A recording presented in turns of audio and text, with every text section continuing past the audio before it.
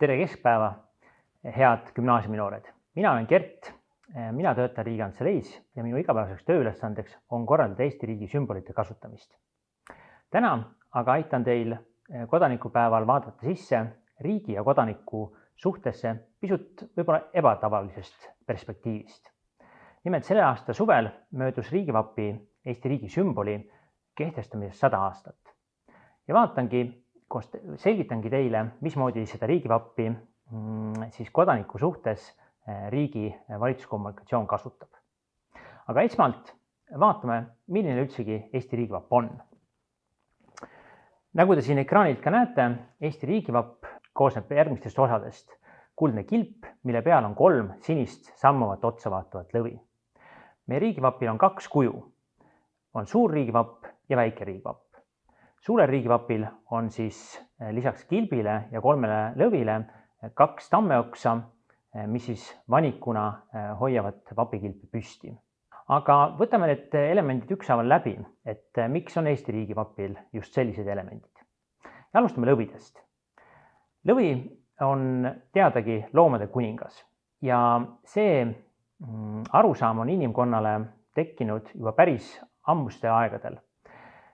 Ilmselt, kui sa nüüd vahetad slaidi, kui te olete vana ajaloo käsitluse juba ajaloo tunnis läbi käinud, siis on teil tuttav vana Süüria Niinive kuninglikust paleest selline tseen nagu lõvijaht. See lõvijaht kirjeldab kuningas Assurbanipalise võitu lõvide üle, aga teisest küljest on ka selline allegooria või sümbol väärtus sellel pildil, ehk siis, et kuningas võitis looduse enda. Ja kui juba looduse loomad tuule ja vihma suudab taltsutada, mis siis inimestest rääkida. Selline traditsioon, et valitsejad oma vaprust, vägevust ja võimsust demonstreerivad läbi lõvikujundi, see on kinnistunud ka heraldikas ehk siis vapiteaduses. Piibli ainetelt või piibli teemadest me teame seda, et lõvi oli just nimelt juuda suguvõsa sümboliks ja see oli ühest küljest nende jumaliku võimu tunnus, aga teisest küljest just nimelt äravalituse tunnuseks ka. Kui nüüd veel minna kirjanduslikele radadele, siis kindlasti on teil meeles ka keskaja plokist Robin Hoodi lood, kus siis Inglismaa rahvas ootas õilsa Richard Lõvisüdame naasmist pühalt maalt. Ehk siis, et selle sama lõvi südamega või lõviga seostus inimestele siis ausus ja heasüdamlikkus. Nii et sellel lõvil on tõepoolest pikaaegne traditsioon kasutada seda just nimelt valitsejate, aga ka riigi sümbolites. Nüüd järgmine, et tahan osutada veel meie Läänemere ja Põhjamaade regiooni sellisele riigisümbolite tunnuses väga suurele lõvide kontsentratsioonile. Siit slaidi pealt näete, et kõigepealt on Soome riigivapil on lõvi, siis on loomulikult 3 lõvi Eesti riigivapil, Norra riigivapil on lõvi, Belgia riigivapil on lõvi, Taani riigivapil on lõvi ja ka Luksemburgi riigivapil on lõvi. Nii et tõesti see lõvide kontsentratsioon siin Euroopas on väga-väga suur. Edasi siis vaataksin vapikilpi. Vapikilp on Eesti riigivapil neobarokne.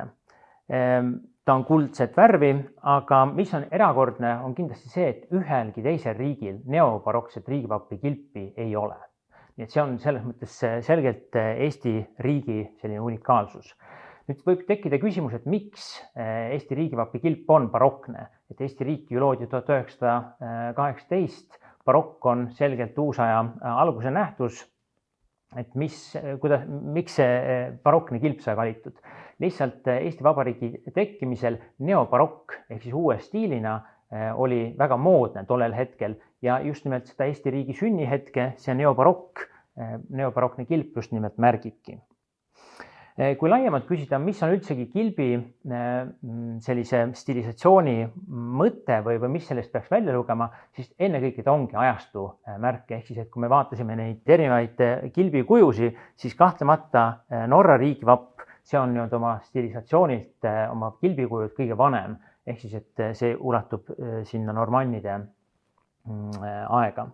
Aga jah, täpsemalt isegi sellest ei ole mõtet meil siin praegusel hetkel peatuda. Oluline on see, et Eesti riigivappi barokne kilp meenutabki 20. sajandi algust, kui Eesti riik loodi. Edasi riigivappi elementidest rääkides on need tammeoksad. Miks tammepuu oksad on pandud vapikilpi toetama? Põhjus on siis selles, et tamm on eestlaste jaoks püha puu ja tal on oluliselt laiem pühapuu staatus kui ainult Eestimaal, et tamme on seostatud sellise jumaliku puuga alates juba Antiik-Kreekas, aga samamoodi siin Skandinaavias seostati just nimelt peajumal Thoriga. Aga lisaks on tamm muidugi tarkuse puu, nii et tamme valik või tammeokste valik on selles mõttes väga sümboolne. Kui nüüd värvikombinatsioonist veel rääkida, siis kuldne ja sinine, võib-olla tooksin esile, et eestlastel on väga eriline suhe sinise värviga. Et sinine värv on Eesti rahvuslipu esimene värv ja seega kõige olulisem värv. Ja muidugi on tal ka heraldilises mõttes sellise tõe ja jumalikkuse tähendus olemas. Ja kuld on loomulikult autoriteedi ja riigivõimu värv läbi aegade olnud, et see värvikombinatsioon siis peabki rõhutama riiklikku võimu ja tegelikult laiemalt ühiskondlikku kokkulepet. Nii, aga kui nüüd oleme kõik riigivappi elemendid ükshaaval läbi rääkinud, ma loodan, et need olid teile osaliselt tuttavad, aga ehk leidsite ka siit mõne uue infokillu. Aga räägime lahti nüüd ka riigivapi funktsionaalsuse.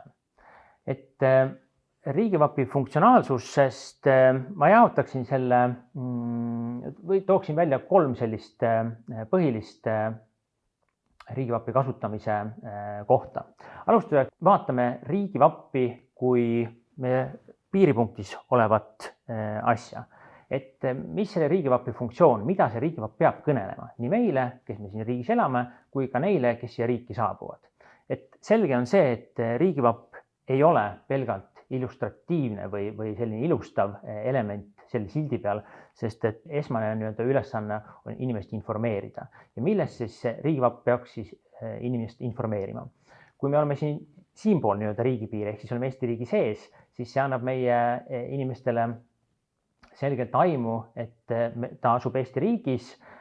Kui väliskülaline või väljapoolt siseneda riiki, siis see märgib just nimelt jurisdiktsiooni, see märgib kehtivat õiguskorda, aga tegelikult laiemalt ka väärtusruumi ja sellist ühiskondlikku kokkulepet.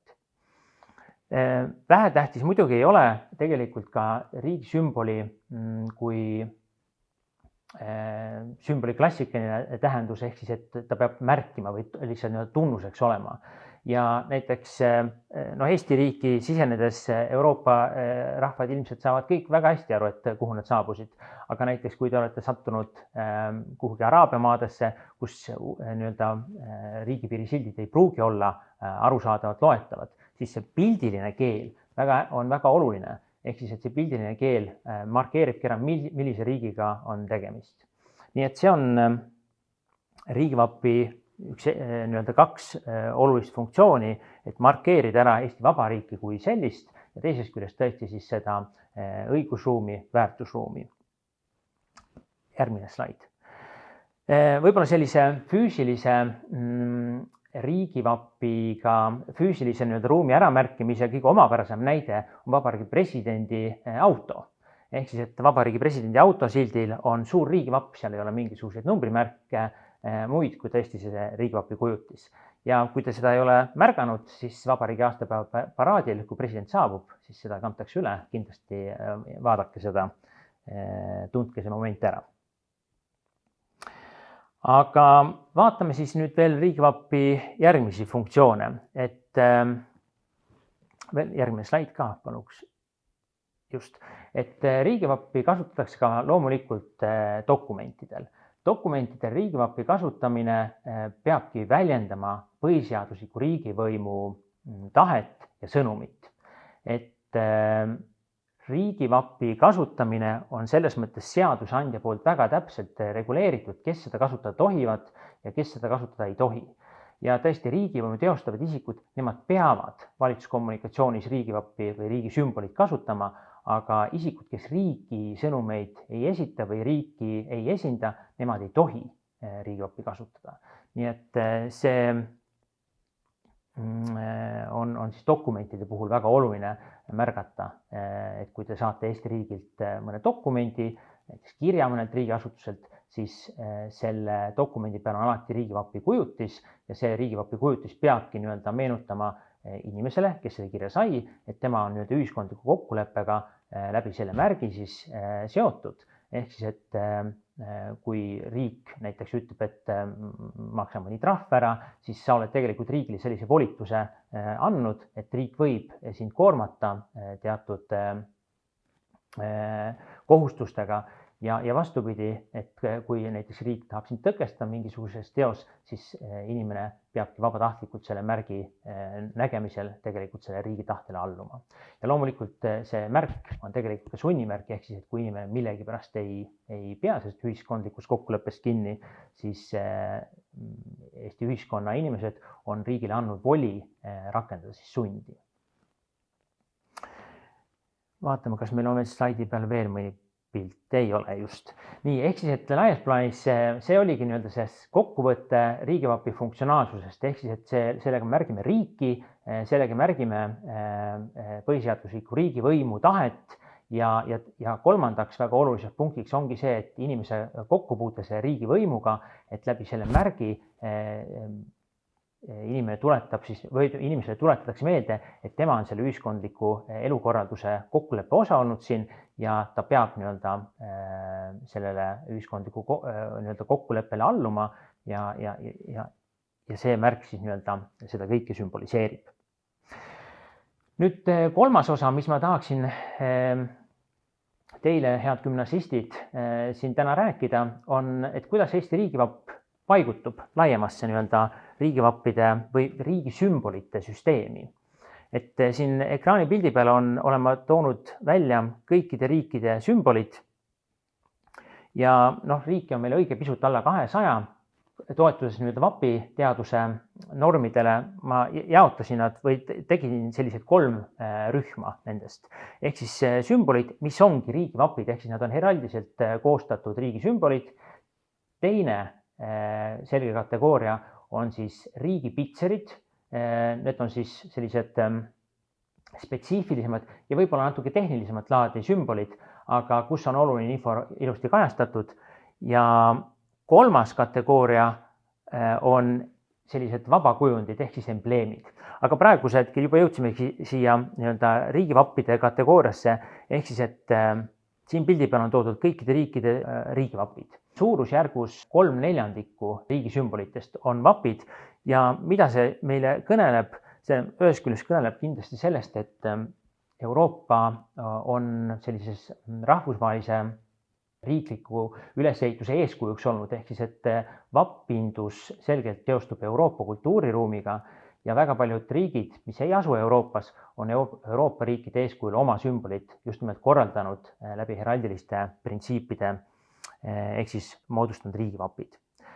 Järgmine slaid, me näeme riigipitsereid ja ma arvan, et riigipitserite selline kõige tuntum näide on USA. USA riigil ehk siis Ameerika Ühendriikidel ei ole riigivappi, vaid neil on riigipitser ja seda nad kasutavadki oma riigi sümbolina. Kolmas kategooria on siis õige pisut alla 50 riigi kasutavad embleeme ehk siis vabakujulisi sümboleid.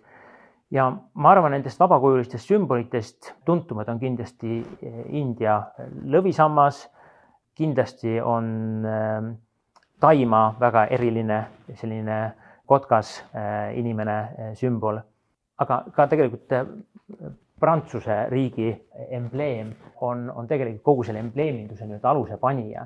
Ehk siis, et Prantsuse suure revolutsiooni järel nemad otsustasid, et nemad ei taha kasutada heraldilist sümboleid, vaid nemad võtavad kasutusele vabakujulise sümboli ja tegelikult see on kogu sellise vabakujulise sümboli traditsiooni aluse panija.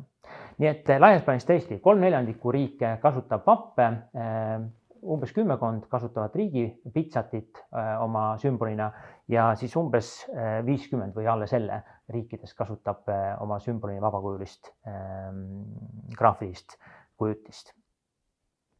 Kui nüüd minna veel, lähme järgmise slaidi juurde, minna korraks nendesse riigivappide temaatikasse veel sisse, et siis mul on paar slaidi teile veel näidata, ehk siis, et me näeme siin umbes 30 riigivappi, mille üks olulistest kujunditest on lõvi. Ehk siis, et Eesti riigisümbol ei ole selles mõttes lõvi kasutamises unikaalne, aga jällegi, kui me arvestame umbes 200 riigiga, siis 30 riiki on kasutanud lõvi. Ja jällegi, kui te siin nüüd vaatate see lõvi prominentsust, siis kahtlemata Eesti riigivappi lõvid on väga lihtsad, vapp ise on lihtne, ehk siis teda on lihtne meelde jätta, seda on lihtne eristada. Et selles mõttes Eesti riigivapp järgib heraldika selliseid parimaid traditsioone ja häid tavasi. Lähme järgmise slaidi juurde.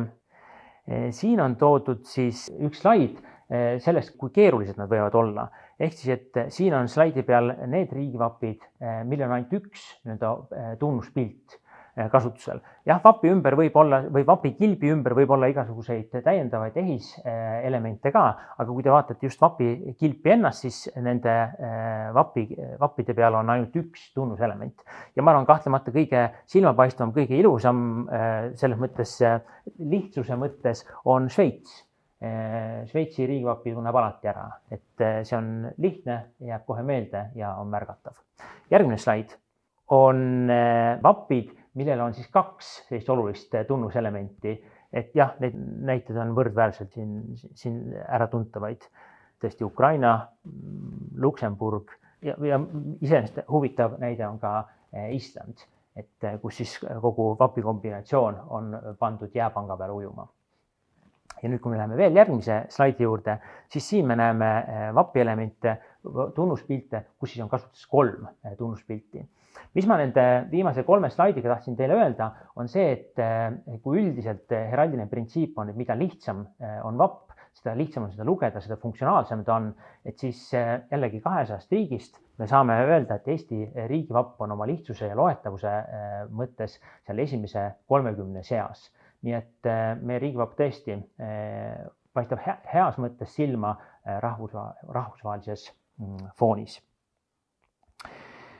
Nii, aga sellega ma tegelikult saingi teile riigivapi loo ära selgitatud nii riigivapi kasutamise, kui tõesti need üksikelemendid, mida need tähendavad, kuidas nad on jõudnud meie riigivapile. Mis ma tänasel kodanikupäeval tahan sulle veel öelda? Ma väga loodan, et sa tunned ennast Eesti Vabariigis hästi, turvaliselt ja sul on olemas juba oma ideed, oma tuleviku osas sihid, mida püüelda ja kuidas Eesti ühiskonda üles ehitada ja kuidas te saaksite olla ise täisväärtuslikud kodanikud. Kõik seda loomulikult ma soovin nii selle tänaseks päevaks kui ka homsesse ja terveks pikaks tulevikuks meile. Aga selline on siis meie riigivapi lugu ja ma loodan, et see kodanikupäev toob sul veel täna palju informatsiooni ja palju huvitavat kogemust. Aitäh!